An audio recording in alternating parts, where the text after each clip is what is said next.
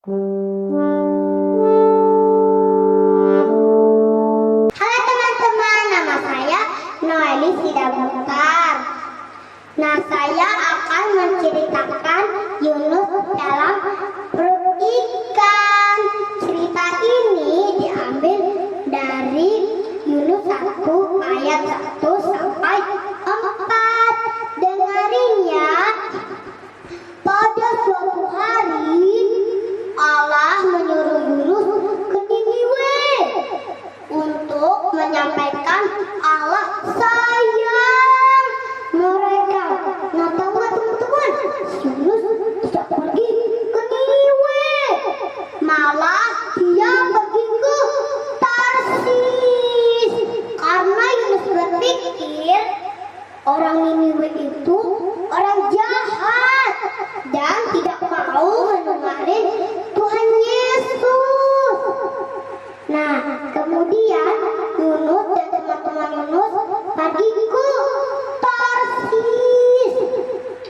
Tiba-tiba ombaknya besar sekali. Kapalnya oleng-oleng. Mereka semua ketakutan. Kapalnya mau jatuh. Kapalnya mau tenggelam. Gimana ini caranya Yunus?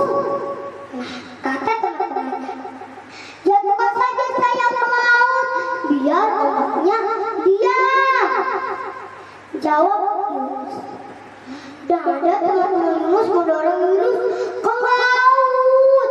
Yunus dimakan ikan besar sekali. Yunus di dalam perut ikan itu tidak lupa berdoa pada Tuhan.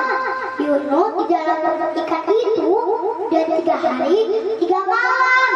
Kok bisa ya Yunus di dalam perut ikan itu udah 3 hari 3 malam gak mati-mati? Nah, dan Yesus mendengar doa Yunus. Nah, dan Yesus menyuruh ikan itu untuk memuntahkan Yunus ke darat. Nah, dan Yunus selamat deh. Nah, kalian tahu nggak Yunus dimakan ikan besar karena apa? Nah, kita mendengarin perintah Tuhan dan orang tua. Nah, sekarang saya mau nyanyi Yunus di dalam perut ikan. Dengarin ya. Yunus di perut ikan, pom pom pom. Yunus di perut ikan, pom pom pom. Karena dia dikasih Tuhan, makanya diselamatkan, pom pom pom. Cuam cuam pom pom